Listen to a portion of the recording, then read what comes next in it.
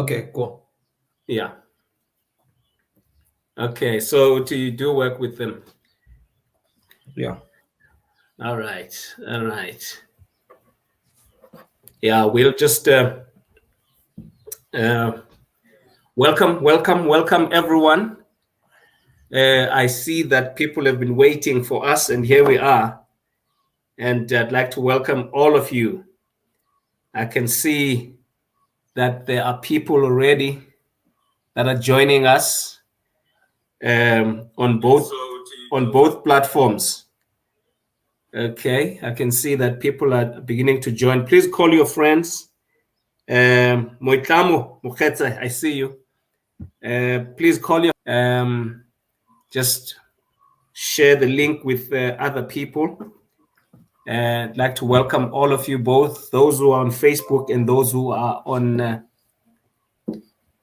Zoom, on YouTube. All right, we're just gonna take a few minutes, moments just to ensure that everyone is here. I can see also Takalo is here. We are here for this one. Great, welcome, man. Welcome, Takalo. Good to see you. Nemaluma, welcome. Please call other people. We want as many people as possible to join us on this platform, on these platforms. And whilst you are coming in, just tell us, when we grew up, we used to have, I don't know today, in the olden days, we used to have old number plates. In Grahamstown, for example, it was CF. Tell us your old, where you are, where you grew up. What was your old, what do you call that? Your old number plate. Just tell us. You can, if you was in PE, it was, I think, CB, Porter Fred, CAH. What was yours? Just introduce yourself by telling us what was your old number plate, not the ones that you have now.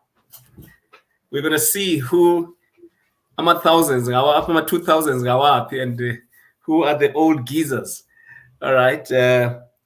Just draft something. Just write something in and tell us about where you grew up, or what was the name of the number plate? What was the number plate of the place you grew up in, so that we can see who's out here. Tell us the name of that place as well, if you don't mind. But if you do mind, you want just to listen to what we're here to do, you're welcome to do that as well. Our guest is here, and I'm just waiting for everyone to settle in. Just some ground rules. No soccer talk today. We don't talk about any soccer team or in South Africa. Please, guys. That's a banned substance or subject. We're not talking. I can see Utulani Jacob. Welcome, sir. Come in. Oh, Mandlov, Nosizum good. I can see you. I'm sure you're not going to talk about soccer. Tando Melani, no soccer. Fundiswam, please. I can see Moitrano calling other people Vido Fandi. Oh, Khila, good to see you. And now younger Duma, it was before our time, Tina Singama 2000s. Looking forward to being petrified by the two Patricks. Welcome, man. Thank you so much for that.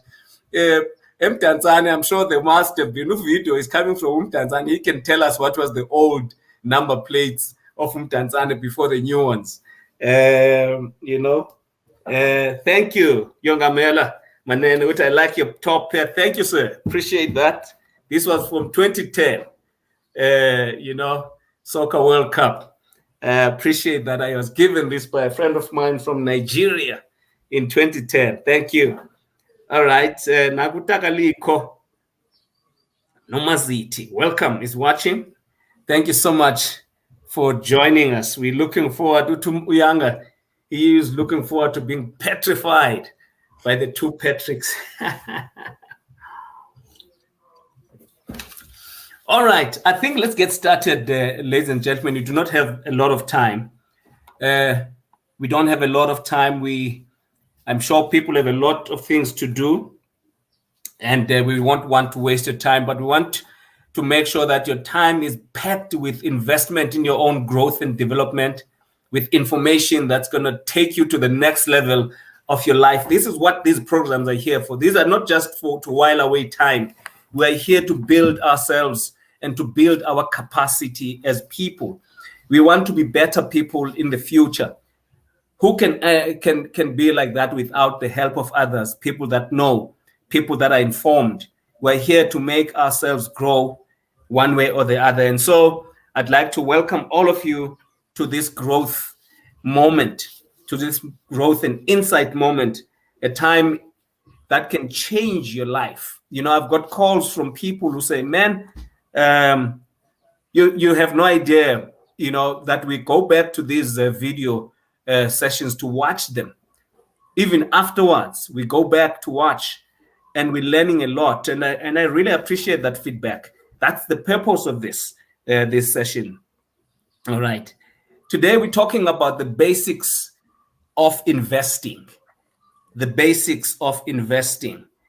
And the purpose of these sessions, as I said, is really to inspire you, to inform each other, to educate and motivate young people, especially Black young people who have growing up in a very difficult world, a world in which they have no financial backing, foundation, proper foundation, a world in which some of us never heard anyone in our homes talking about investing. We heard about things like but we have no language that we can use to describe these things. And so we have to speak to people that know this. We want to inspire them with this idea that with God on your side, with information, with support from other people, with intentionality, there's nothing that's impossible for you. And we do this by profiling people and organizations that basically are making a change in life. People who grew up as ordinary as you and me, you know, who have no uniquely different background from yours, but people that have taken whatever life threw back at them to make something out of it. We don't want to have pity parties. We want to have platforms for growth. And today I feel honored to host one such person, young, determined, and he doesn't like this, but I must say he's highly intellectual, very, very articulate and intellectual. I'm talking here about Patrick Matabeni. I call him Sankara, and you know, he's so humble. He didn't want that title as well, but I think if you know his thinking, I always think about Sankara, you know, who was a very, very powerful man. Pat is a research and investment analyst at Glacier by Sanlam. He has other capacities that people are working with him on, but we won't get there today. But he is a proponent of Black consciousness as well as a political commentator. He's a great man in that regard. And I'd like to encourage all our viewers to subscribe to our YouTube channel. Okay, subscribe. Please go there and just subscribe now. Also, feel free to make comments, like our Facebook and social platforms. Just like them, and make sure that you share with other people as well. Now, as we are talking, please do that. It would be a welcome. We want as many people as possible to be informed about what's taking place here. And by the way, let me just say a disclaimer. With these programs, we are not providing, it's intended for more informational as well as educational purposes. We do not know your situation, your specific situation. So it's should not be taken as an advice or a sale of any financial product or services. It really is out here. We're here to inform and to just to educate the public. So, Pat, welcome, man, and please say hi to our viewers. Yeah, I mean, thanks, Pravet, for having me. I mean, I'm sure you can hear me. I think you will just confirm that. I can hear you well. Okay, perfect. Yeah, no, thanks for having me on the talk. Yeah, I look forward to it. Okay, great, man. Thank you so much. All right. Many people have joined. Nangu Mkabela, Miza Diamond, welcome. See you. We see you. The Nangu Nwabisa Pisa, Majavu, Anuabi, good to see you. Oscar Dube, welcome. Mimi, Tsokolo, good to see you. Nangu Mzwanele Nkazim Lokhani is here. And other people, if I missed your thing here for some reason, please forgive me. But let's get on with it, man. Just tell us briefly about who you are. Just a brief about your background, where you grew up, and so on. Just so that people know who we're talking about here. Yeah, no, cool. Yeah, so I mean, I grew up in Guguletu, born, bred, buttered, Cape Town. Okay. Yeah, and that's it. Captonian, Boyki. Yeah. 100% Cape Town, and that includes both my parents who were from Cape Town, and even my grandmother actually was from Cape Town. So yeah, grew up and went to schooling here as well, different schools. Worked here as well. I mean, I actually did most of my stuff here. Studied through UNISA mostly. From first year to honors. So and I've been always studying and working at the same time. It's always been my life, and of course getting involved in church related issues. I've been involved quite a bit there. Yeah, I've also been involved in politics, to some degree. Yeah.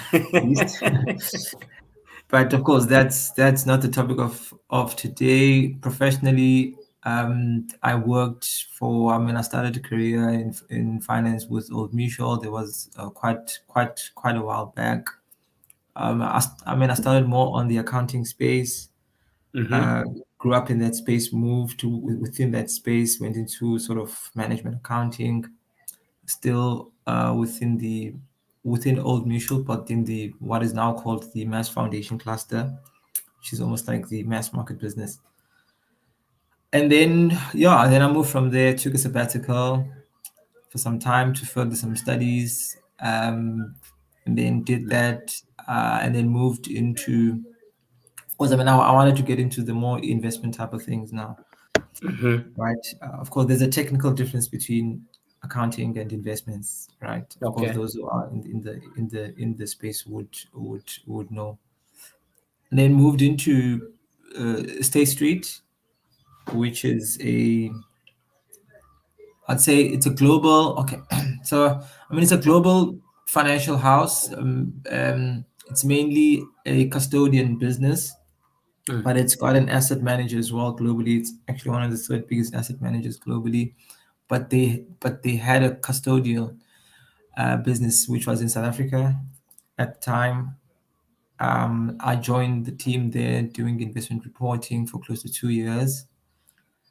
And that's really performance reporting of different asset managers, but mostly European asset managers, but more aligned in the back office type of things. So you don't really get, the full on front office exposure in those type of roles. Okay. And then, after that, I took a bit of a break again, and then after that, joined Sanlam basically, which where I'm at right now. Is Glaser. Joined them as a research and investment analyst. I work for the research team. Can you raise your voice a little bit? Yeah. Okay. Cool. Yeah. So, you're going down. Yeah. Okay. Perfect. So So I joined Sanlam, and I've been with them for close to 4 years now. Which is quite a bit. Yeah. So that's my background. I don't know what more. Okay, no, I think we get the gist. We get the gist of that. You know, what made you interested in finance, particularly, and investment? Because your history, your whole history is about finance, accounting, management, accounting, now investment, and so on. Just for interest Yeah, sake. yeah, that's actually a very interesting question. I think it was really by default. Some years back, there was a leadership program I was part of, and I was placed in the finance department. And I think the interest then, of course, naturally grew out of that context. But I think also, sort of as time went, I suppose the interest in investments, of course, grew. Just by the fact that finance or financial services, is the backdrop of many economies and many countries in the world. The world is essentially about money to a large extent. Yeah, yeah. It's So a blood flow yeah, of the yeah, yeah, world. yeah, yeah, yeah, yeah. So it just makes sense. If you want to understand the world, you basically have to understand the movement of money, and how that money gets created. And so yeah, and then I think that obviously piqued my interest. And then yeah, I just decided to just further that, and of course, read more and broaden your own reading. Money money rules the world. It is true. It is Yeah. true that money rules the world. Yeah. So Okay. Okay.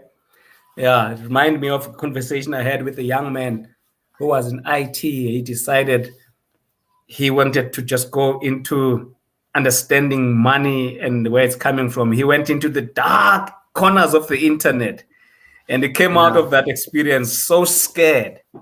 And I asked him to read the book Desire of Ages and Steps to Christ and Great Controversy. And we had Yeah. conversations almost every Sunday at my home. And then he Yeah. moved away from that. But Yeah. yes, Yeah. yeah. Thank you so much, Zandile Christian, for umamchawe uthemeze simbize simchazele. I forgot to do that. Please call her back. We want her to come. Maleshwane, good to see you, Sisi. Tabang esiyamthanda mkhayisa mthanjiswa, good to see you. Luthando Ndabambi, Nkosi yam, good to see you. Thando Mbali, Kinmadol. People are joining. We want to thank you so much, Pat, for that background.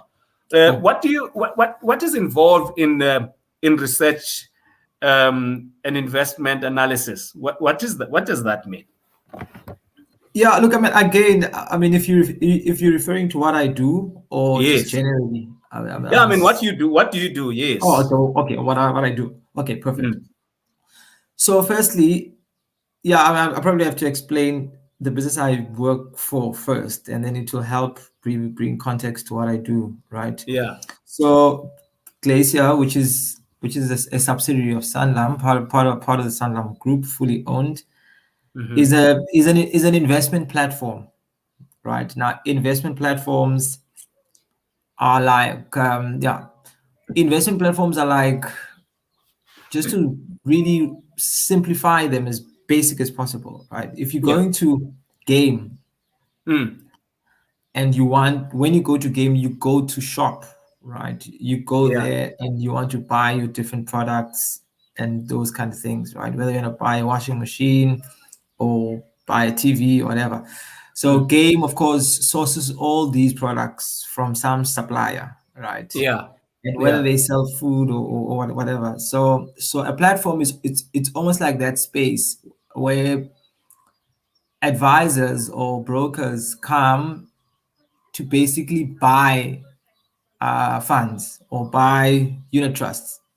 Yeah. So yeah, so that's really what a platform is, or what is technically called a LISP, or a linked investment service provider. So it's basically this platform, this hub where people can go in and buy whatever financial product that is there, mostly investment type of products, of course, which is mostly for the retail world. That will be unit trusts. So that's so it does. So there's a local platform which basically lists all local funds. I think we've got about 1,700 funds currently, that are listed on the platform. Then there's a global platform business as well, which we look after. Fairly growing business, very good business, which has done well for us. And then there is a life business that's selling more your endowment type of products and your life type of products. These are investment type of products, of course. And then the fourth part is the discretionary fund manager, which is more like a consulting business, or I would say a retail asset manager. So that's basically the four parts. And I mean, and of course, my job then fits within that context to basically. So I do research on asset managers and funds. So that's basically my daily job. My job is and I do this locally. I mean, as I said, we have about 1,700 funds, right? Now, if you think about that, just to put that into perspective, that number of funds is actually even bigger than the number of listings on our JSE. I mean, currently the JSE has about they're saying 300 listed companies, right? And I think the ones that are active on the main bows, I think would probably be something like 150 companies that are investable, at least. And then you can drill that down to sort of things that asset managers look at, which probably will bring you down to like 80 or something like that. So let's probably work with the 300 number. So that's just the list of securities or stocks that are in the Johannesburg Stock Exchange. So we have 1,700 funds, right? So you can imagine the work of research it's actually more instructive there, because there's so much to choose from, and so we basically help people navigate that experience and that choice. And that's only just on the local side. If you go on the offshore platforms, the number of funds offshore, I mean, it's basically the last time we did a count to, I mean, you're looking at something like close to 300,000 funds that are offshore. And of course, the offshore markets have got a lot of exchanges, right? There's US exchanges. The US has about 3 main exchanges. If I'm not counting many other ones, which is the S&P 500 or the Nasdaq or the Dow Jones and those kind of stuff. I don't want to get too technical. We don't want to get there. We don't want to get there. But I think the gist of what you're saying is that I do fund research. That's one. I think that's the gist. And then both globally and locally. Locally, I look after global equity funds. Locally, I look after some emerging market funds, some emerging managers, small emerging managers. I look after some of the small capitalization sort of type of funds and flexible funds as well. Yeah, and then even global equity funds from local as well. And that really would be funds with Coronation, funds with Investec or 91 now, as they're called, funds with Prudential, funds with the smaller managers, PSG and those type of guys, right? So that's basically what I look at. And then I also do a little bit of portfolio management, I would say, at least from a solutions point of view. So we have model portfolios that we have, which are sort of pre-packaged model portfolio solutions that we normally that are sold to advisors and to sort of retail shops. And then we basically look after and we basically drive the research. So I drive research on that front as well. And then on the DFM side as well, we drive research in partnership with Sanlam Investments there to basically help advisors navigate this complex world. And then there's a thought leadership element that is really generating thought pieces on just market views, economics, and those type of stuff. Yeah. Sure. I mean, there's a lot in there, man. My head is starting to spin as I speak, and also just the language. It's a difficult, it's a different language altogether. Talking about stocks, equities, Yeah. this and that. I'm hoping that we will break down enough for us as ordinary people to just pick up and see what we can do, what we can learn. Because Yeah. we've talked so far about where you are, born and bred in Cape Town, you went to study, did all of this, and now you told us about what you do as a person. And then we'll come back to the other issue about your views on on how the industry as a whole, not necessarily your company, is dealing with issues of transformation. Because I do want us to get there, because we're also here talking to young graduates who might be listening, who might be watching, who may want to move into this space. We just need to have a picture of how can they navigate their way through when they finally make it there. But now let's come back to the basics of investing. All right. What is investing? Yeah. I think that's a good question, Mel. Look, I think in basic terms, like really, really basic. I mean, without complicating things, Yeah. it's really committing money into something that will make it grow at the end of the day.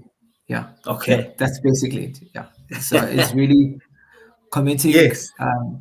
money. Of course, I mean, I'll say financial investment. I mean, and I'm really confining it to that. Yeah. Really growing money, or putting your money out and into something that will help it grow and preserve it at the same time, for you to be able to enjoy some benefit from it.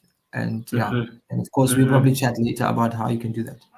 Yeah. Is it for rich people, this thing? Can you and No. I, can you and I, people that are watching here who are working just ordinary work, and is it out for them, or is it for people that are out there living in those estates that have lots of money? Look, and I think that's an important question. If you think about how we grew up, as black people have always viewed that the way to access the market, one has to be rich, and I mean that's really could not be further from the truth, right?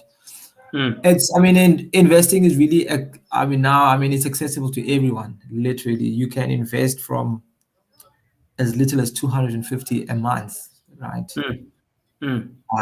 If you of course get on a unit trust, that's the lowest I've actually seen on a monthly basis on a unit trust is 250. So that means that space is fairly democratized. People can access it fairly easy as well. You've got different platforms. Ellen Gray has a platform, Glacier has a platform, Investec has a platform, Stanley has a platform.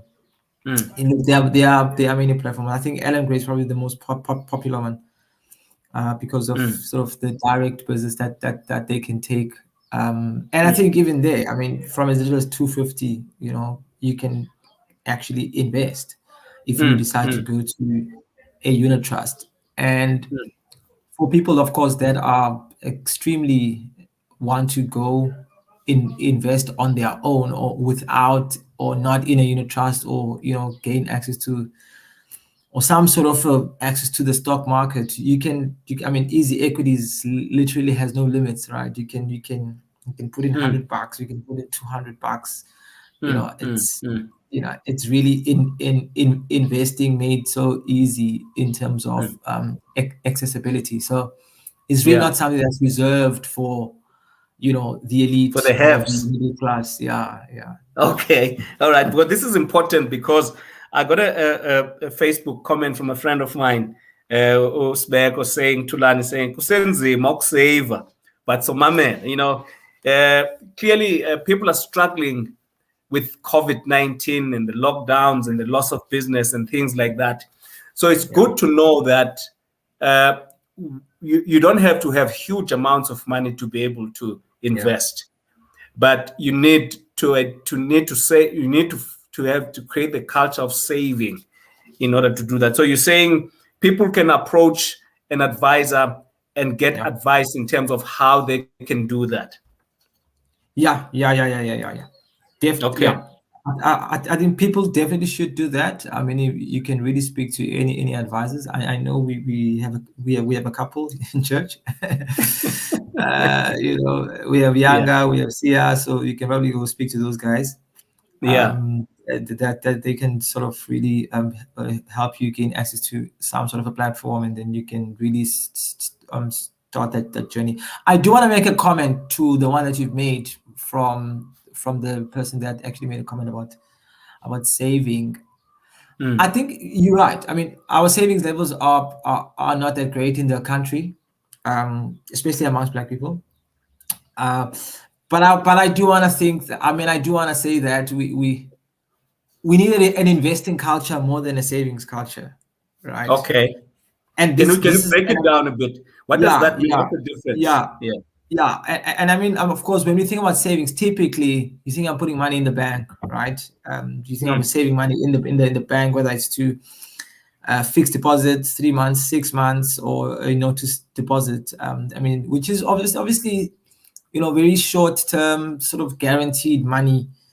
It's guaranteed by the bank. You're not going to lose it. You can access it at any point, and those kind of stuff. So I think that shift.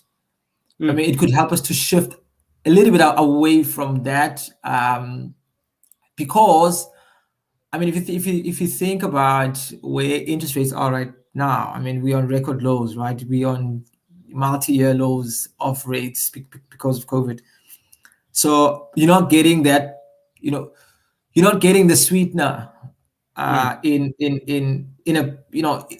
a bank type of Saving. account. You're not getting the sweetener. You probably in a year you probably go home with what, 3 to 4%. So of course this is depending on a risk profile. There's of course this certain context to be built here. You don't just get into any investments. But I think a more savings culture that sort of thinks about long-term investment, a more long-term horizon, a more outlook over the long term, as opposed to just putting money in the bank or putting money behind the mattress or under the mattress, and then just say, I don't want anything to do, because I mean, inflation will probably kill you, just as if you're putting money if you're putting a lot of money in a bank. If you look at inflation right now, our inflation, in as much as it's not necessarily outside of the target range of 3 to 6%, but you are looking at something like a 4 point something of an inflation. So our inflation is currently sitting higher than our repo rate, which is the rate that banks lend each other, which is basically the base rate that is used for any sort of cash-like type of investments. So, and that rate is sitting at something like 3.5, right? So, which means if you have an inflation of 4.5 and you're investing at a rate of 3.5, I mean, you really, you're not making real returns, right? Which means your purchasing power is being eaten up. Yeah. So that example that you're talking about of, let's say, 4.5% investment, is it a percentage of what, of your salary, or is it a percentage of what? So in other words, let's say a person is earning 10,000 rand. Are you saying that for them to be to investing wisely, the minimum is what percent? Is that what you're saying? I just want to understand. No. Okay. So what I'm saying, maybe let me break it down in a more simpler way. Yes. If inflation is the rate at which prices increase, right? So yes, I want to start there, right? Yeah. So if you've got 100 rand, and in 100 rand you can buy maybe 10 loaves of bread. Yeah. Right. Let's say the cost price of bread is 10 rand, or the selling price, to be more correct, is 10 rand. Yeah. In 100 rand you can buy 10 loaves of bread, right? Yeah. Yeah.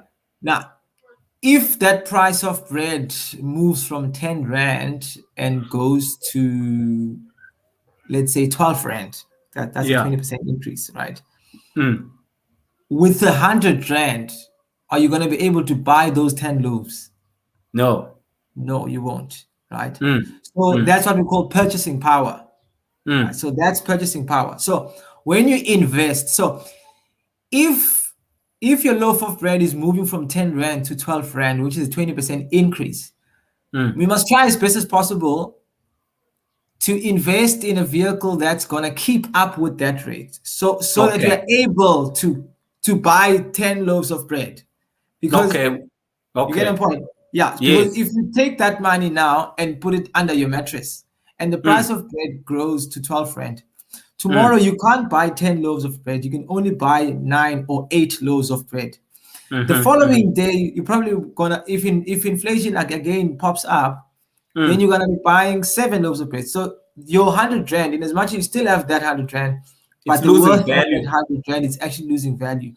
So how do you protect against that inflation risk? Is by making sure that you invested in instruments that can be able to keep up with the inflation, or even at best, you want to outperform it. You know, so that's what I mean by saying that if you're locking 1 million rand right now in a bank instrument, right, and you, unless you're parking that money and you are going to use it for something in the short term, that makes sense because you want to still access it.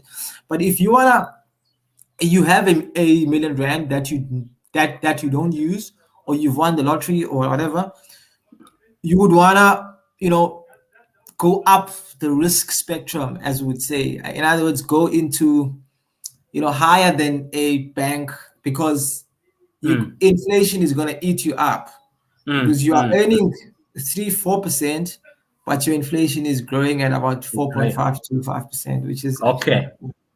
I think I get you now. Let's just make sure that everyone is coming along with us. I see now Kusisnobuzwe, Mapipa, good day all. Patrick, my son, grew from a family background who have a passion, working experience in HR, payroll department. Thanks. I think if there's anyone who needs that kind of a service, here's a person who's looking for that. I think this platform is also for that, to create those opportunities. If you're looking for someone who with HR payroll experience, I will give you the name of this. Pat, we have talked so far about the importance of investing. You've described what investing is. You've differentiated between savings and investing, because a lot of us really think about, putting those monies away in the bank. But you are saying that at a certain point, if you're looking for long term, it's not advisable to take huge amounts of money and put them in the bank, or even small amounts of money and put them in the bank. So let me just track to see who's joined us since the last time. Mamchawa, I can see you. We are here. Lutanda Uti Prapet and Pet Simamel is Dagazizulu. Thank you, Tim. Chawegas, welcome. Nagus Ustima Gamedala. Thank you, sir. Welcome. Mweno Kaka. Bongani Langalumpefuno Kamatomela. Mtegas, good to see you. Nangurabai. Lula Sibiya. Welcome. Dalawam. Nangu Lungisa Yaze Kini Mamnosini. Welcome. Good to see you. And Michael Mamabolo. My brother, welcome. Liz Omgongo, I see you later. Baba Golombani. Mfundisi Mazibuko Ketelo. Good to see you. Mwelase Lumkantoyi. I wish I could have had an opportunity to hear this 10 years ago. Wow. Lumkantoyi. I have so many questions right now. Lumga, feel free to ask those questions. We can start from where, if we miss the 10 years range, we can start from now. I also agree with you. I wish I had known it. Utige Uzandile, invest wisely. Jerry Dube, great symposium, my leader. Deborah Machaya, welcome, Mama. Uti Ubulum Kanto, coming back. When taking an investment, no one gives this detailed information. Patrick, put this clearly. We invest to gain. Thank you so much for that. Lizo, welcome, sir. All right. Thank you, Pat. I think we're going well together. Now, we've set the let's say for example, someone who is now listening.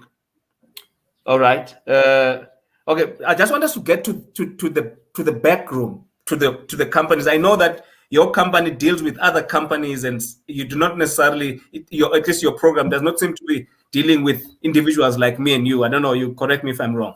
But if, for example, I invest money in one of the vehicles we're going to be talking about, I just want to know what happens behind the scenes. When that money lands in that company, what happens to that money? How does it generate the interest, the interest that you were talking about that would bust, for example, the inflation increment? Yeah, I think that's a good question. So yeah, again, I mean, I think it's got to. I think we must first maybe break down the capital structure of a company, and I know I'm using a bit of a, the capital Jargon. structure is basically, yeah, and I'm sorry. Yes. Is that what makes up a company is financing activities. So that's normally debt and equity, debt and equity, right? So as well as I understand that a company gets its money from either equity investors, those who buy its shares, or debt holders, those who lend it money. So so companies can borrow from me and you. Or a company can say, look, we can sell you a stake in our business. So that's how they rent source financing or source money, right? So we call that the capital structure, Okay. right? So maybe let me start there. Yeah. Then how does the company then generate this? So a company takes money from me and you, either from the debt side of things, if it says, look, can you borrow us money? And then it pays you that interest, right, at a certain rate, of course. Or a company can say, okay, maybe we don't have appetite for debt. We want you to, we want to sell you, a stake of our business, and then you then put your money in. So the return, if you're a debt holder, the return is the interest, right? That the company pays you. And then if you're an equity holder or a shareholder, then you're getting a dividend out of that company, right? So these dividends that they declare then comes to your pocket. And of course, the second part that you get, I suppose, as an equity investor is is what the company is worth. You're buying this company now because you're hoping that the company is going to be worth more in the future, right?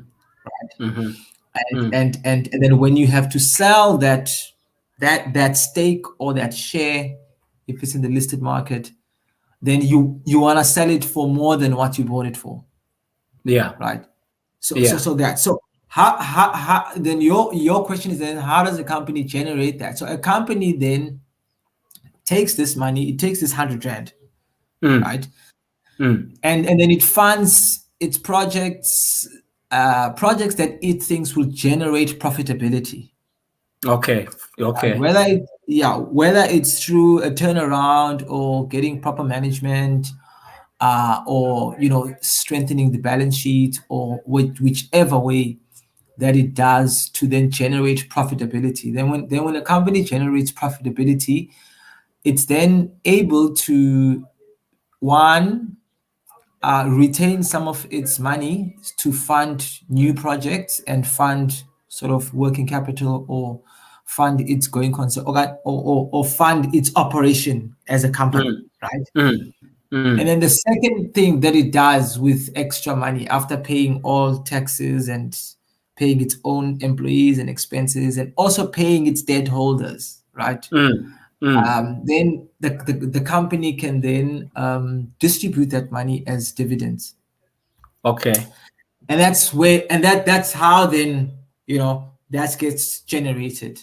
So there's an interest part. So if you talk about interest, technically, you probably would be a debt holder if you give money to my company now. If you borrow me 100 rand to start a company, say, look, Patrick, I'm borrowing you 100 rand at 10% in interest, then I have to service your this debt and pay you 10% every whichever period that we agree on. Or alternatively, you can say, look, Patrick, I like your business. I want to buy into the business as an equity holder. You can then I guess, okay, fine, I can give you a 20% of this business at a certain value, and your hope when you give me that money is that my business will grow, and so that later on you can sell that position for the greater amount that you had put in. One, two, your other hope is that my business will generate profit, and so that you can participate and earn from those profits as well. Okay. All right. Yamva unkazimlo Mzwanele Khani uthi, hey, thank you, Mr. Patrick, for making Mr. Patrick speak in layman's terms. Bekunzima to get him at first. LOL. Thank you for the fruitful session, Kuni Nomabini. My understanding has been broadened now. And now I know saving is not investing. My question is around the difference between stock and unit trust. Is unit trust the best option of investing? We're going to get to those. We're going to break them down to see what to understand what they are, what vehicles that you and I, people that are ordinary, 250 Rand, 1,000 Rand there, what is it that we can do at least to invest for our future? And also Jerry Dube says, would you please help us understand what are the things, for lack of adequate term, things to look for in a particular company before buying shares in that company? All right, that's very important. For example, these companies show up and say, I mean, there were Sasol shares, for an example. Okay, people, we're selling a share for 3,700. You can buy 10, whatever the number is. And so I think the question that he's asking is, what do you then look for? And how do you get that information that you're looking for in order to make that informed decision? That's number one. Then, Pat, the other question I wanted to ask you at the beginning is that you talked about a person who may want to do the investment themselves vis-a-vis a person who wants to invest through a financial advisor. All right. So can you just compare what would be advisable for a person who doesn't know about this? Is it advisable to try on your own and try and learn and do this? Or is it advisable to just go with a financial advisor? Yeah, I think maybe let me start with the last question. Financial advisor, definitely. That's what I would go for. And of course, what a financial advisor would tell you is that, look, of course, because why is that? Why is the financial advisor important? Is also because he's able to, or she is able to, give you sound financial planning, right? And financial planning is obviously more than investments, right? Investment is just a component of financial planning. There's retirement planning, there's estate planning, there's all sorts of other things that needs to be considered. There's risk planning as well, life insurance and funeral and those kind of stuff. So what is important is that when you take all these things in the totality of your financial book or your life, you must then understand, look, if I've got a life cover, I've got all these things, and then okay, fine, this is how much I can invest, and also settling some debt if you have debt and those kind of stuff. So the financial advisor is important for that one. Two, the financial advisor also helps with the administration part, right? He or she can be able to process your trades and make sure, help you if you want to make a certain decision about a certain fund. To say, look, here I've got a fund. It can be any fund. Whether it's a Salem Investments Fund or an Ellen Gray Fund or Mianzo funds. Let me maybe mention some black guys as well. Mianzo funds or Mergence funds and those kind of stuff. Yeah. Yeah. Okay. So so those funds are there, and I mean the advisor then can sort of maybe try and assess your risk profile, your risk return profile, to understand which type of fund that you want to get into, and those kind of stuff. So, and that's maybe some knowledge, some ordinary people might not necessarily have. For an example, Mianzo, which is a value and quality house run by someone that would know in our circles, Luvo, invest differently to a 91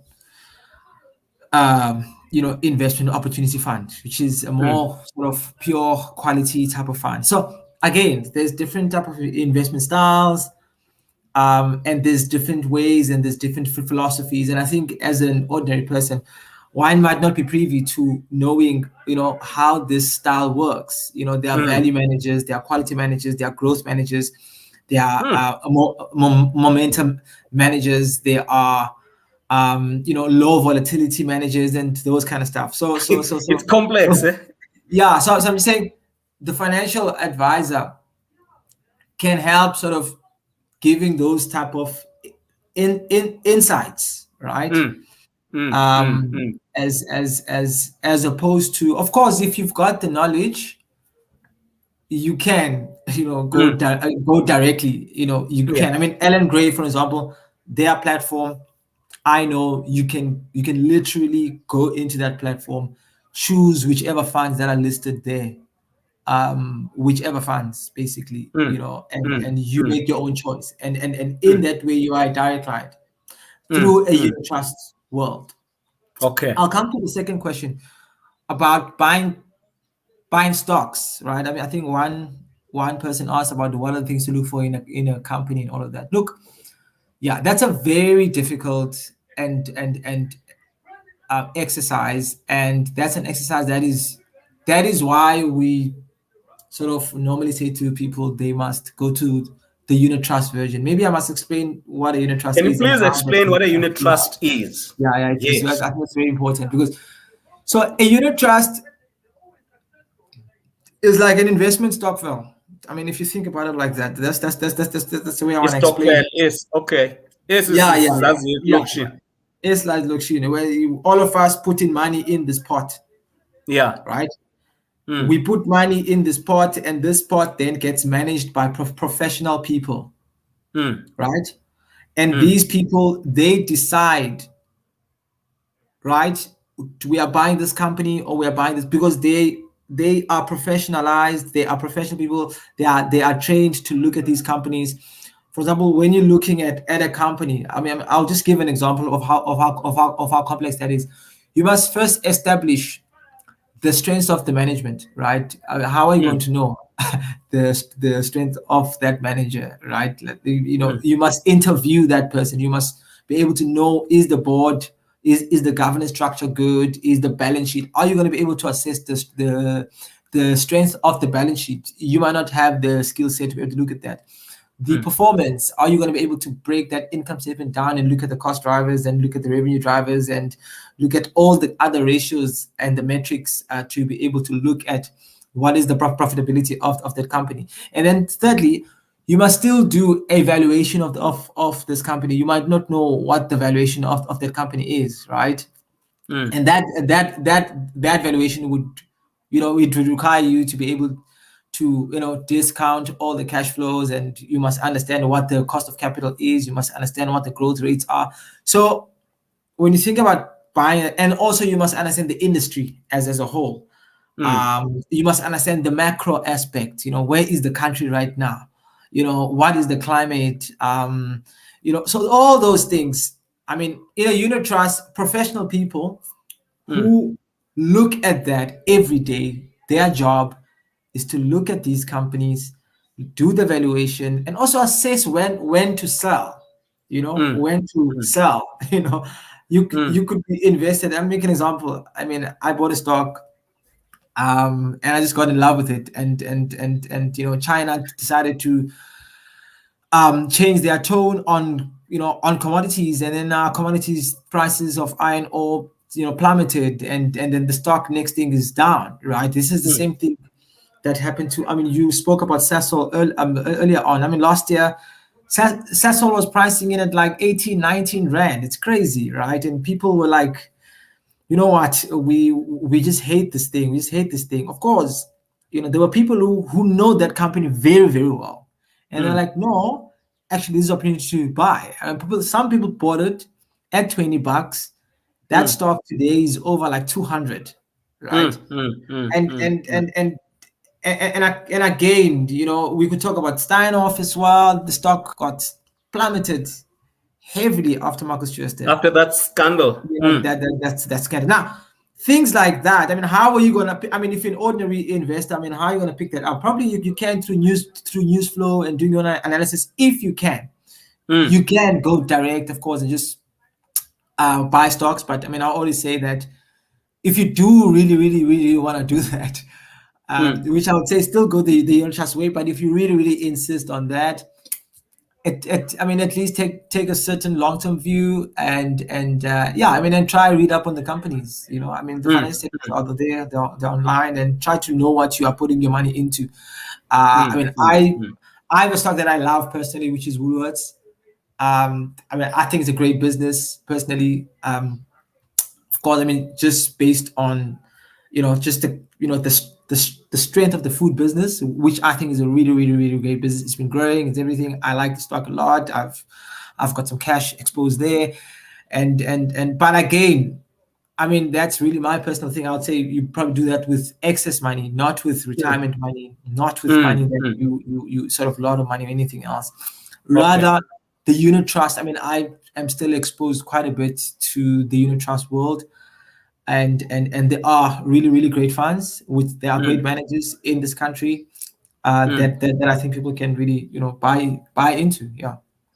Okay. Just before you move now, let's say I'm sitting here deciding on the basis of this conversation that I've got, let's say, 500 rand, 800 rand that I have extra. I'm going to stop buying newspapers. I'm going to cancel my subscription for Netflix or whatever the case may be, and then I'll bring this money and get it. And then where do I go? What do I do in order to invest to invest in unit trust? Who do I go to? Okay. The first thing you do, you go to there's two options, right? Yeah. I would say, of course, go to an advisor. Okay. Go to an advisor. Say, yes. Look, I've got this money every month. I've got $800. I want to invest. Of course, the advisor will ask you probably, okay, let's look at the financial situation. Okay, that's fine. And then you'll probably be able to risk profile you, whether you are a moderate investor, a cautious investor, or an aggressive one, right? So again, we must risk profile you, because that risk profiling is the basis upon which we're going to know how much exposure are you going to take, right? So remember, there are equities, there are bonds, there's cash, there's property, and those kind of stuff. So if you are a very aggressive person that really wants sort of, and you are young, I mean, especially if you're a young person. If you're a young person, you should be aggressive. Of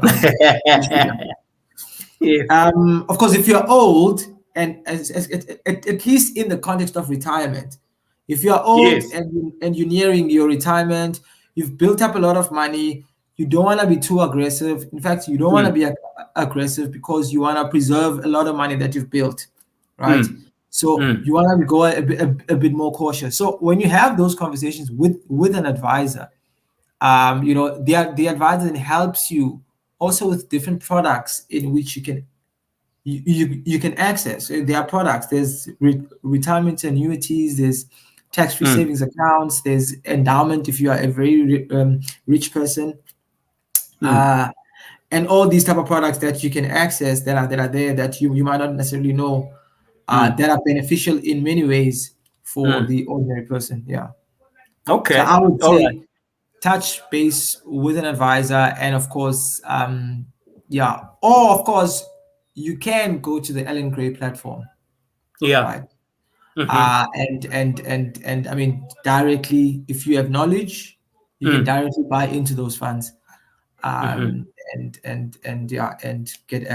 then get access to those funds. Yeah, but first point of call, I would say touch base with the financial advisor, and I think that will help you quite a bit. Okay, okay. I can see the time is moving fast. I just want to make sure that Yeah. we we have addressed the questions that people have here. Man, people are asking very good questions. I'm hoping we're able to answer all of the questions. Oh, I missed now. There was you've clarified the issue of unit trust, that it's like a stokvel that we all come together and invest in this, and the professional deals with that. And people, if they want to go that route, they need to go to a financial advisor. We've got quite a few that we've spoken to before here. I know my personal one is Majens Mhlamo. I think Bakono Yanga, Bakona Osia, and other Osia Jodwan no Yanga Duma, people that like that. And I can see that Mishek Sheikhs Kanzi, Nedom Tani, they are here. Nedom Tani is saying it is also important to understand the level of accreditation for the financial advisors. That's important. Their permit or accreditation inform the level of financial advice that they can offer. It is crucial as well for people to ask for the financial advisor his or her expertise as they are accredited based on their financial education. Naku ujabu okanye ujuba kuzwayo. Hello Jubs. Here to learn and support my friend Pat Scholar. Ulumka is coming back with, let's say I work for a government or a private sector. Then when time comes for retirement, I decide not to go through GEPF. I opt for example, Momentum or Glacier. How does the whole process of investing retirement funds work? The role of the financial advisor, what can be done when my retirement depreciates? This has affected a lot of pensioners who in the past 10 to 15 years opted out of GPF. However, 99% of them are losing money instead of gaining. I think Lumka is very informed in this business, and I think she's asking very relevant questions. Thank you, Lumka, for that. Pet? Yeah, I think that's a good question. So, I mean, if you invested in a GPF, or if you work for government, you then your money is managed by the PIC, right? Because the PIC is the main manager of the GPF. I mean, at least they manage around about 96% of their book is the GPF. And unfortunately, of course, we don't have an investment holding of the GPF, but we know that the GPF is invested in a lot of things, unlisted, listed equities, and everything else. So when you retire, typically this is what would happen. Typically, you would transition from a retire or a pension fund to a post-retirement product, like a living annuity or a living income. So I mean, there's two types. So you can go through them. That's where your glaciers or your momentum then comes, because this is what we call contractual money that goes into those products. Now, when it goes into that product, by law or by regulation, I mean, two-thirds of your pension money needs to be annuitized or go into an annuity type of a product, whether it's a living annuity or a life annuity, and then a third is available to be cashed. Yeah, but of course that's still subject to tax, right? So that process, of course, I think one of the questions that what's the role of the financial advisor there, right? The role of the financial advisor is to help you to help with that transition. Firstly, look for a good platform with good fees. Of course, fees are not just the only thing, right? We have to look at accessibility, convenience, and all these other things, client services. But look at your portfolio, and then also be able to put you in a solution. Now, this post-retirement, because in an ILA or in a living annuity, you will still have the choice now, right? This other 2/3. Let's say you have this other 2/3. You still have the choice to choose which funds do you go to. So when the commentator or the person making the comment says people are losing that money and all of that, that could be investment risk, right? It could be investment risk. It could be that the portfolio, it just underperformed. There's not necessarily mean that you know it's momentum or it's cash necessarily, but of course the advantage depending on what are the funds that are underlying there. And I think this is where the investment knowledge and the insight comes in. Because what type of funds will you put on? And I mean, I wish I can really understand that person's portfolio. I mean, if I were to look at that portfolio, or if she could tell me, say, look, these are the funds that I have on my portfolio, then I can tell them exactly why those funds underperformed. Because you must remember, markets move in cycles, right? So it could be that prior to COVID, I mean, we had an equity market locally that was quite muted, right? Because of whatever reason. So you only really got a lot of returns from your sort of fixed income type or your bond type of funds, and offshore.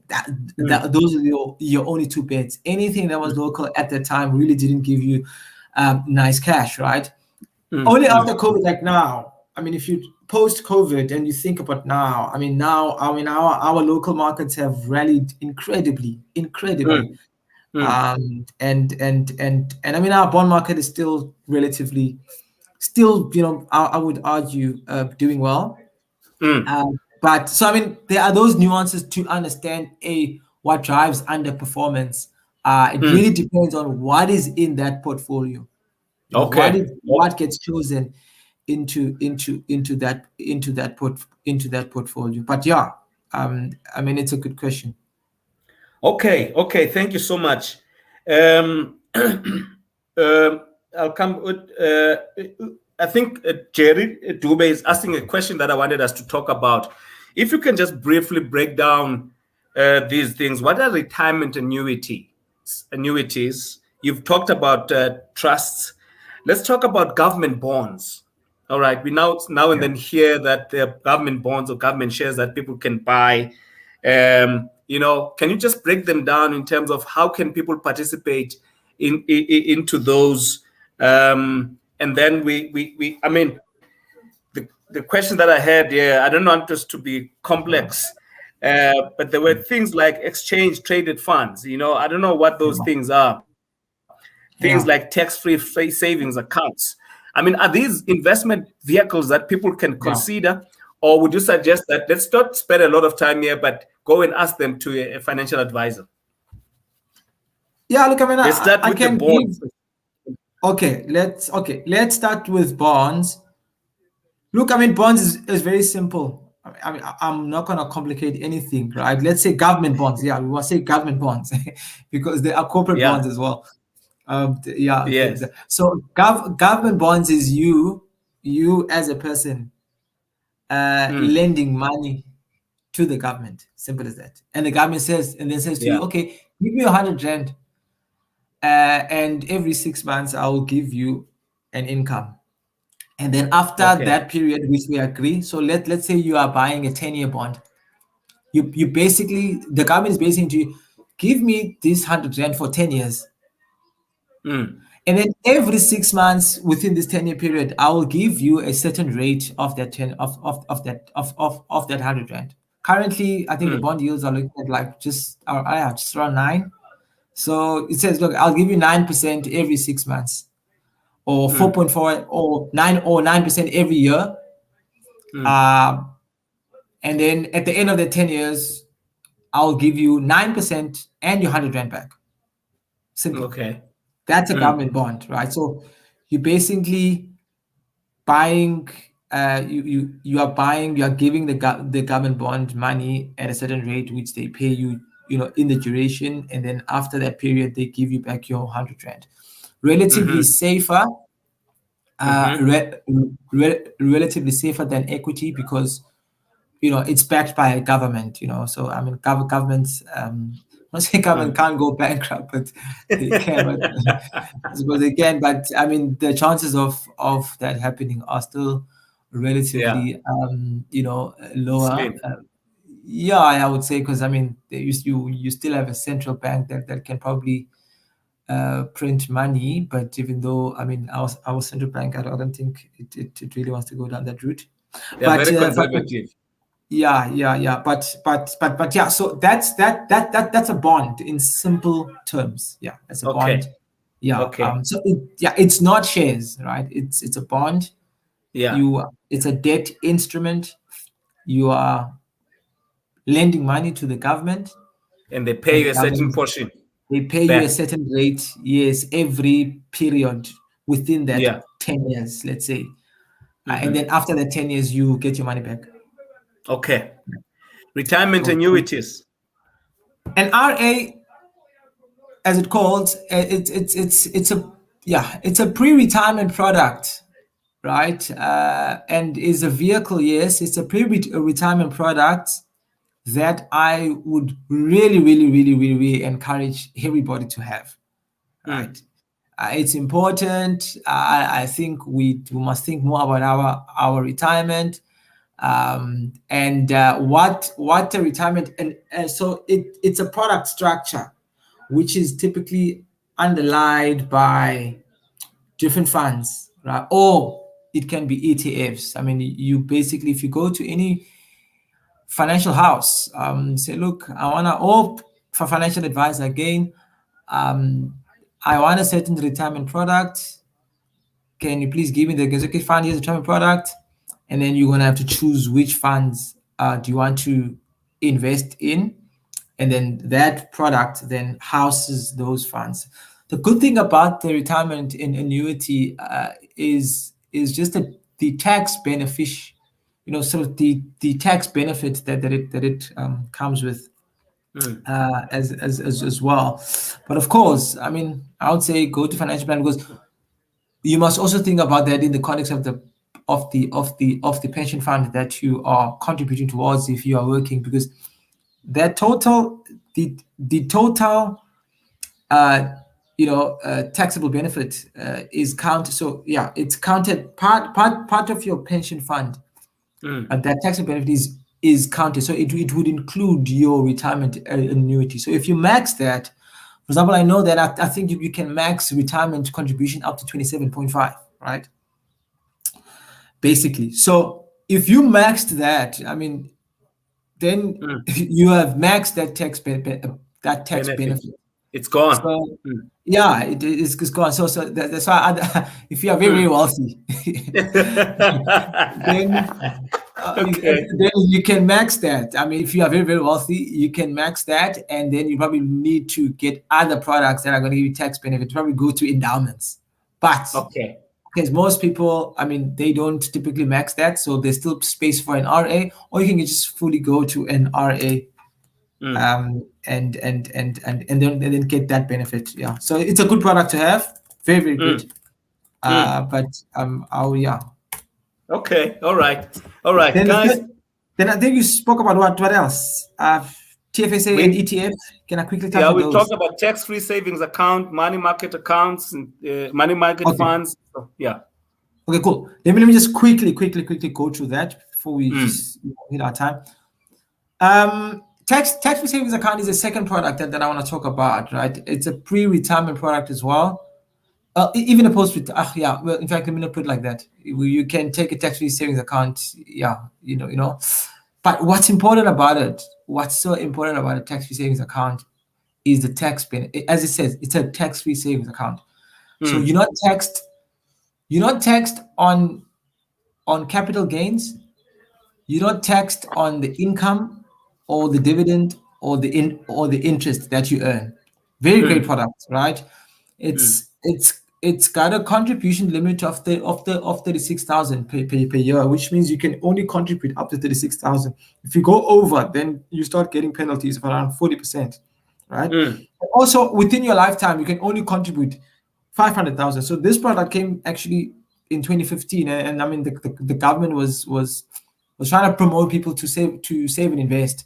And I know it's called a savings account, like a tax-free savings account, but I mean, that's a misnomer in my view. I think this is a tax-free investment account, because if you think about the structure of this product, is that it's not designed for your day-to-day withdrawal, right? I mean, because you're eating up that limit that you have over your lifetime. I mean, this is a product that's encouraging you to take a long-term view, and put in that max 36,000 every year if you can. Do it once, like, when the tax year starts, and you put out 36,000 and you leave it, and the next year again. Or you can do monthly contributions into the product. And of course, this product again is underlined by unit trust or ETFs, or all those type of stuff, right? Okay. So you will still have to choose which underlying stuff you want to put in there. Then the last one is last two, the ETF, or the exchange traded fund. An exchange traded fund is basically okay, I'm thinking for a very simple way of putting this. Right? We call it a tracker, but that's not going to help you. If I say a tracker, it's not going to help you.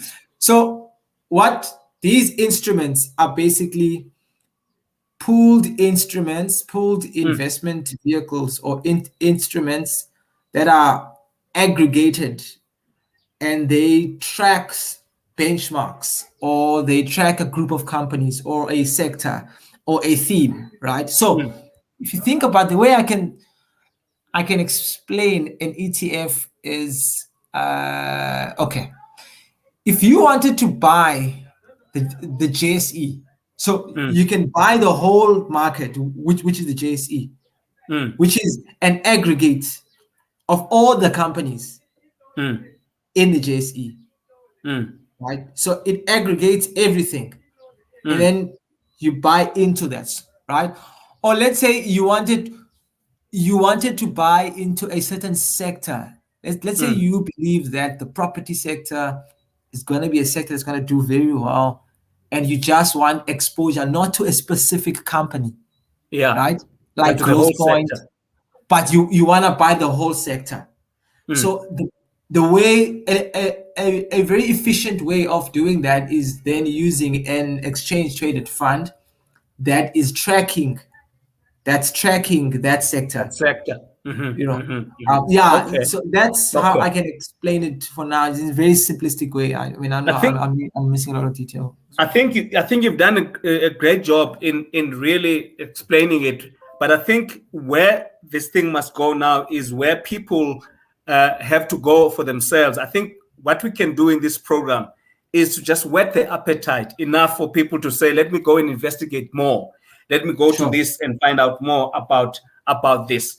Now, Pat, I want to just read a few messages. Now, to me, some gents is coming. It is said that when it comes to risk and estate planning, you will get our black folks who would be well covered for their cars, but there would be no trust left behind for the kids. But hi, that one is very sad.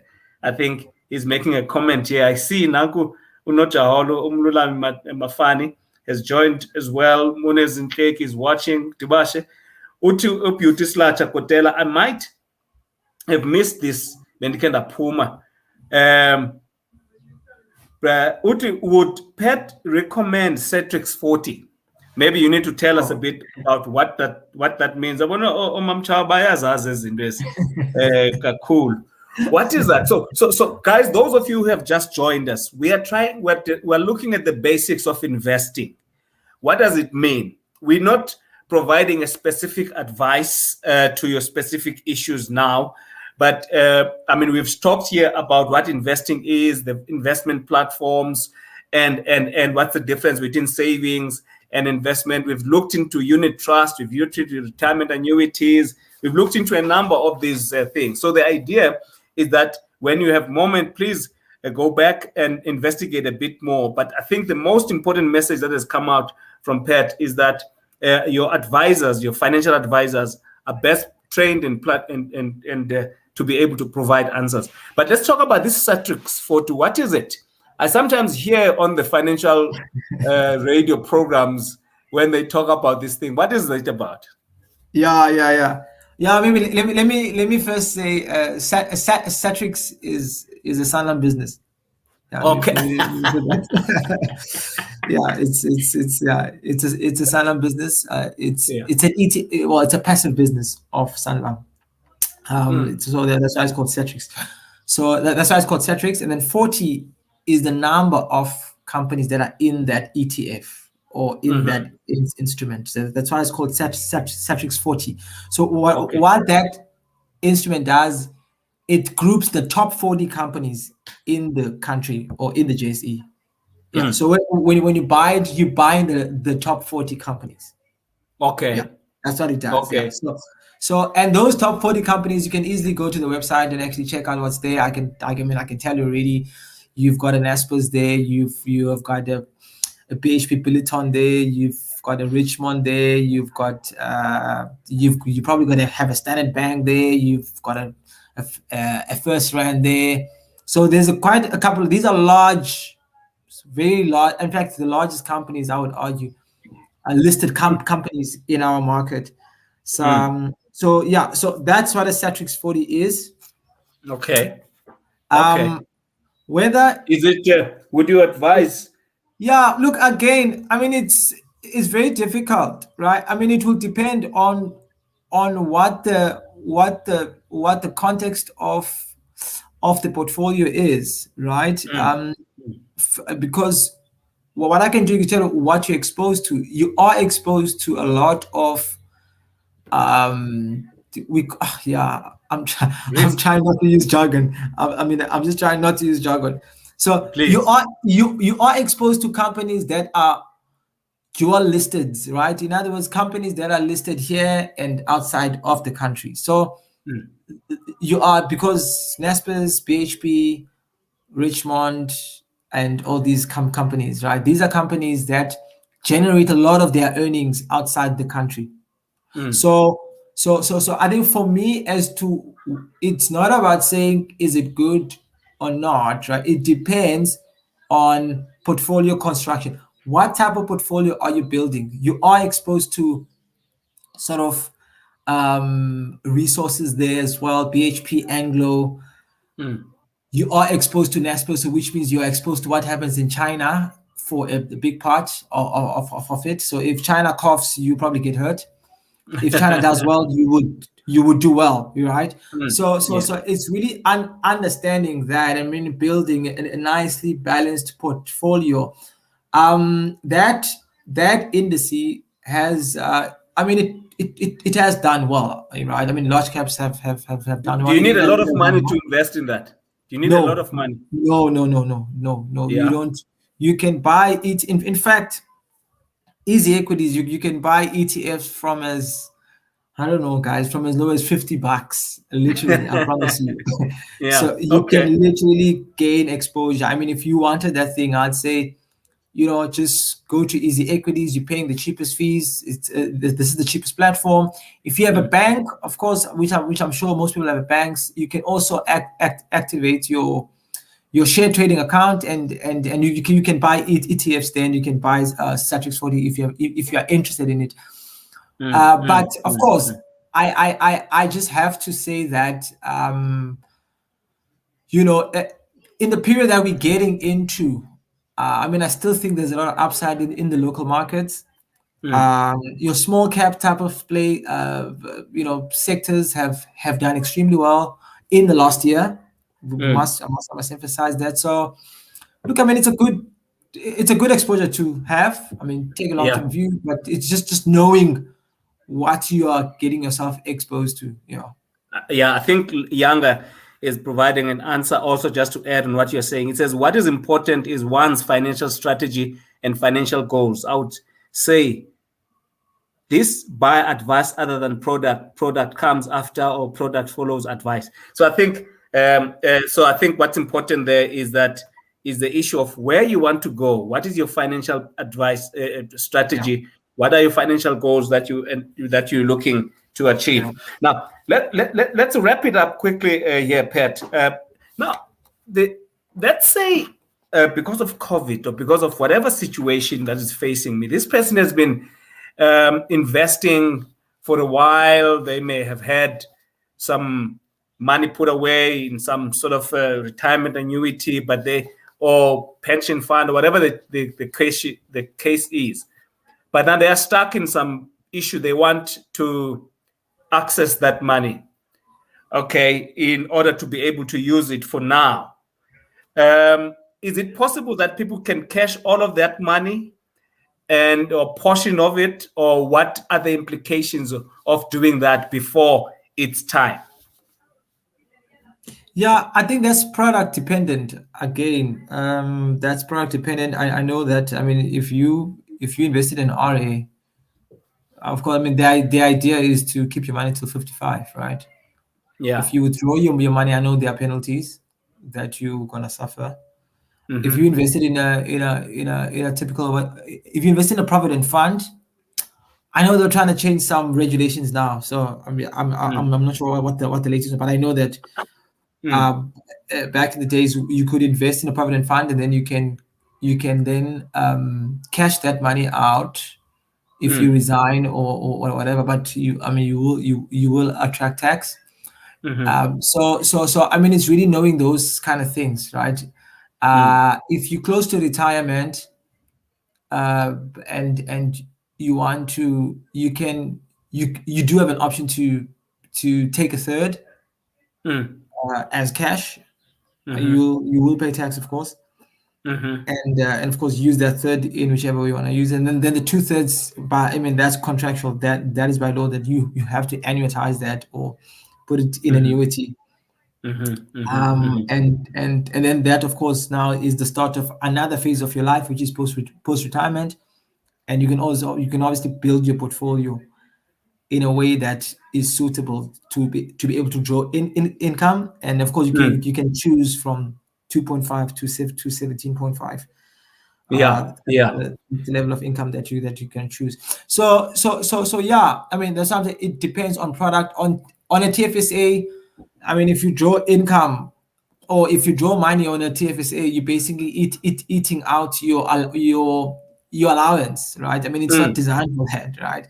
It's designed so that you actually max that thing up and really gain from whatever capital gain you experience. You're not taxed. Whatever dividend that you earn, you're not taxed on that. So those are the different ways and the implications that at a product level, right? Yeah. And I keep on emphasizing product because a retirement annuity is a product. A TFSA is a product. A unit trust, you can invest in a unit trust outside of those products as well, right? In other words, you can go in a naked unit trust and you can buy a unit trust. You don't have to necessarily be in a product structure to do that. Yeah. Okay. All right. Thank you, Pat. I'm looking at the time here. Ubo unanzika Beauty uthi thank you guys diphendulekile nanku ubonge wembunge uthi ensure you know how it works so you can manage risk. I think it's important because some of us just say we'll just dump this money, we'll meet it when we get to 55 or 60. We're not like interested to check, and perhaps maybe we do not have the capacity to check. You do not what questions to ask your advisor. And so that's where the advisor comes in, and I really want to say we must put the advisors to task, guys. We must put them to task because we're paying them, right? We're paying them a fee, so they must give you. I mean, if you have a very good advisor, every year you should at least once have a meeting to look at your stuff, look at your statements, and look at whether the funds there, ask him really the hard questions. You can even come to me sometimes to ask him why did the fund did what it did, and whether the fund suits your profile, whether it suits your goal. I mean, it doesn't make sense to chase performance, right? Some of these guys are just putting money and chasing the latest performance, which is not the case. Because I mean, it doesn't mean that what performed in the last year will do so going forward. So again, I mean, the principle that I want to really, really, really leave everybody with is the principle of diversification. You can't put all your eggs in one basket. So you have to diversify across sectors, across asset classes, across, just across, so that we have a really balanced portfolio. Yeah. Okay. All right. Now, next week I'm going to be hosting a person who paid for his and his wife's house, paid it in full. All right. Yeah. We're going to be looking at that next week. But let me ask maybe a related question to you now to say, is paying up your bond quicker an investment? Or let's also talk about, before you invest, is it advisable that you pay all your debts up, or you can run both parallel, or you can say, let me just start off with smaller debts and then be left with a big one like a house, bond or loan or car, and then invest. So the question I'm asking is, in so many ways, when you're investing in quickly paying for your house, is that an investment or is that a saving? Yeah. That's an interesting. Maybe let me start with the first one before I get to this one, right? Yeah. If you don't mind. Yeah, sure. The debt versus investment one. Look, I mean, of course, I think it's always advisable or suggestible to first, especially discretionary debt, right? Discretionary debt to me is probably debt that is not necessary, right? Yeah. This is credit cards, like clothing accounts. accounts. Yeah, those are discretionary debts, right? And I think those debts, I mean, definitely make sense to first just kill them off. It just makes sense so that we have more money to invest as well. And also, the good thing about that right now is that, I mean, our rates are quite subdued. They're quite low, which gives an opportunity to really pay up more and faster, because you're paying at a lower rate. Because I mean, the principle for me is always about, the basic principle is really about what is the cost of debt relative to what the return that you're getting on the investment, right? That's something to always sort of keep in mind. So I'm saying discretionary debts are very expensive debts, right? And I would say pay those stuff off before. I mean, as quickly as you can. I mean, it will help free up cash flow, and then that cash can be able to actually work for you through an investment strategy or an investment vehicle.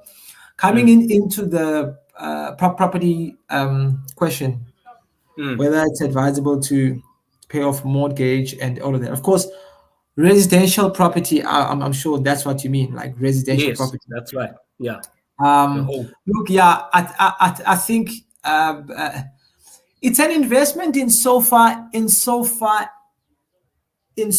as if you kill the debt faster at a lower rate, and it gives more time for the property to be unencumbered by the mortgage and to appreciate in price if that property is at a location that is quite, price appreciative, right? So in that sense, physical property, or what I would like to call unlisted property, is property that can I mean, it can have like that, because I mean, there's value, and typically, listed property or unlisted property grows, right? It grows, it appreciates. So it's an investment in that sense. I would say from a residential point of view. However, from investment, I mean, we have what we call investment property, which it can be you buying a flat and renting that flat out. Yeah. So there's two types of benefits that you would get. The first benefit is the income that you get from the rent, right? And then the second one is if the property goes up in value, which means you can sell it at a higher price than you At a had higher actually price. bought it before. Yeah.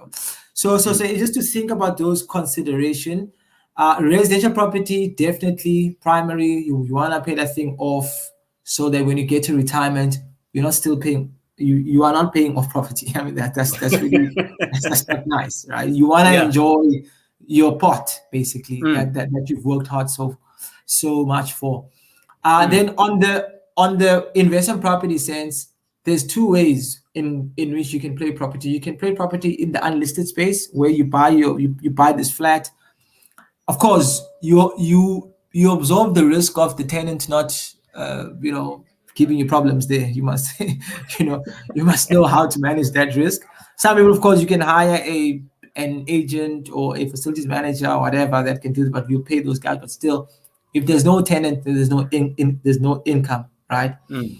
Mm. And also, there are issues of tax there as well that you must deal with. Then there's listed property, which is Yeah. REITs, right? This is real estate investment trusts. Mm. Listed property, a bit more liquid. Mm. You can basically also access the property through that way. That's Mm. through the markets. Listed properties is like, yeah, so it's basically a growth point that owns all these malls or whatever. So you're Mm. buying into that, whichever sector, whether it's retail or it's office space or industrial or Mm. whichever subsector of the property market that Mm. you can access. But you can access that in a listed fashion as well. Okay. And those REITs typically also pay out a lot of their distributions. I think they are required to pay out at least about 75% of what they make to unit holders. So Mm. again, that's like a property unit trust. Yeah. Yeah. Yeah. Yeah, Yeah. Yeah. which gives you that which gives you that income also. So Mm. the advantage there is that, I mean, you don't have to be dealing with all the bad sort of, or the admin of a tenant Yeah. and those kind of stuff. Yeah. Okay, okay. We've come to the end of our time, unfortunately. And I see here there's Dr. Autism, who says, they said I was autistic. I say I am an investor. Now I'm getting into trouble thinking too positive. I don't know, maybe it's a financial language there or financial investment language there. I don't understand, but thanks for your comments there, Dr. Autism. And thank you so much. I see that we've got Zolani Timkulu. Oh, Pungane, welcome, man. Mbeko Tonka is here. Umimi Ntsokolo, she's been here for a while. Nangu mami yasandisiwe. Good to see you. Thanks, Brother Kulati, with this platform. We're learning. Thanks, Mr. Matabeni. This was very informative. God bless you both. We appreciate that very, very much, Wena Lumka. And to all of you out there who are really benefiting from these platforms, I'd like to encourage you to please subscribe to Kulati Coaching and Consulting, which is a YouTube channel, and like it, make your comments there, and share with others. Also, my Facebook page, which is Patrick Kulati, that's a Facebook page. Like this, we show these things there. Now, we are wrapping up, Pat. I just want to make sure that we help that person who says, well, I don't have a lot of money, but I believe I can tweak here and there, uh, you know, lose subscriptions for DSTV, for whatever, these things that I believe are not necessary for your case, for example. And then I want to do the investment. So they say today, I want to start. Okay, I want to start. If you can just briefly, just again, mention what steps they must do in order to start investing, because we're promoting here an investment culture, which is over and above the savings culture, but it's about investing culture. Ututakalo, thanks, great learning space, learned a lot today. Pat, as you conclude, just share with us some thoughts in that regard. Yeah, look, I think the first point, if you have, let's say, $500, you can really gain access to investment markets. Unit trusts, definitely. Uh, First point of call, you can chat to the advisor. You can tell him, look, this is what you want to do. You want to get into a unit trust. You know, can they help you with that process? That's one. Um, as I said, you can also just go directly into the into the Ellen Gray platform, and if you've got the knowledge and those things, you can go and choose and invest. Literally, everything is online. It's just done. You just get in.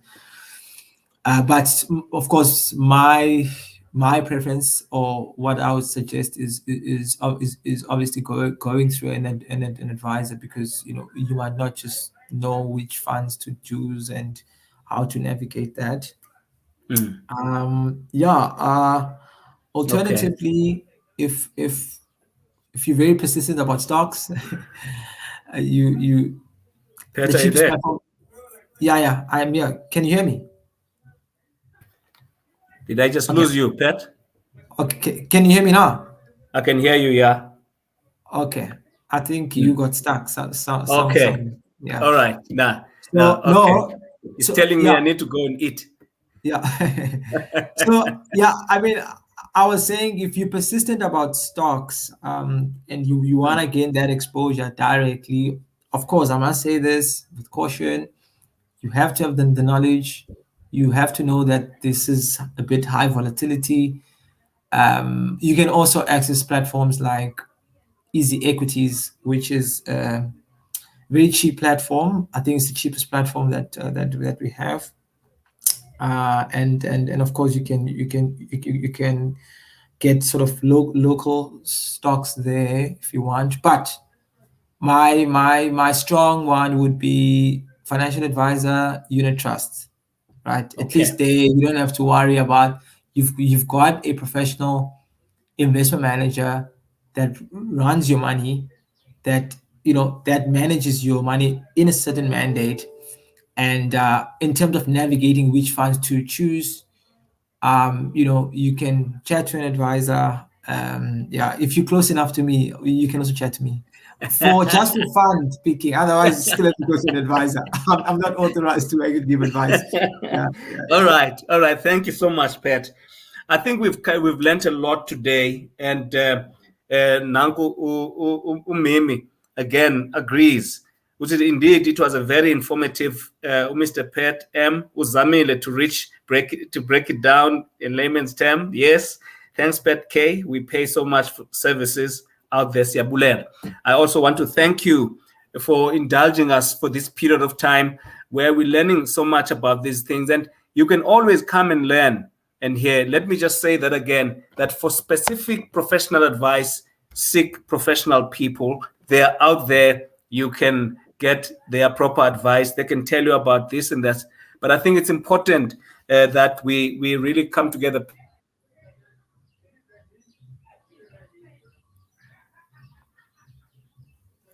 okay. I think you are frozen. Imigalelo, all right? Where people come together for groceries and so on. Is that can something like that be done for investment as well? Yeah, yeah. I mean, I think they call them investment clubs. Investment Um, clubs. yeah. Yes. You can do that, and I mean, in fact, it's actually very common these days. People can club together and even go to private equity type of investments. You would buy Mm. a property or student accommodation when we club together, and we split whatever income that comes from that. Yeah, Okay. you can Okay. you can even do that with the listed markets as well. Yeah, guys, I mean, especially Omama, they like to organize money for groceries and so on. At the end of the year, there's this break. Maybe it's time to just think broader and invest in other bigger things. But thank you so much, Pat. I really appreciate your time, and thank you to everyone. And Angnomem Kwala, Mrs. Nosipo Kwala, welcome, and everybody else who has spent this time with us. I want to thank you so much for all your indulgence here. We really appreciate. Please give us feedback about items and topics that you'd like us to talk about. We can bring the experts to come and talk about that. We want this platform to grow. Like it, share it, make sure that everybody is aware about this platform. If you do not have the time to join us, don't worry. You can come back during the week at your leisure, when you have a break or whatever the case may be. Watch it, but make sure that you share it with others. Pat, thank you so much, man. Cool. Thank you. All right. All the best. Enjoy the rest of your afternoon. Thanks. I'm happy no one talked about soccer today. All right. That's great. Cool. I'm happy about that. And thank you so much to all of you who joined. I really appreciate this time. Feel free to get in touch with me if you want a topic for us to deal with. If you feel like you can make a contribution in various areas of life, we're not just focusing on financial advice or financial issues only. We look at all areas of life that people have to grow in. That's what we're here to do. Thank you so much, guys. Please enjoy the rest of your afternoon. Cool. Cheers, Pat. We'll be in touch. For those of you who I haven't read your comments, please forgive me. I try by all means to look for all of them. Thank you, Nwabi. I see you. Nwabi Tidisha, good to see you. All right. And all of you, Takalo, I see you. Thank you. Great learning space. Learned a lot today. Thank you, man. I appreciate that. To all of you who ask questions and send this Mtani. Jabulela. Wenasbali. Mjoli. Thank you so much. We want these sessions to be helpful, and we're grateful that they're helping other people. Thank you, guys. All the best. Enjoy the rest of your day. Over and out.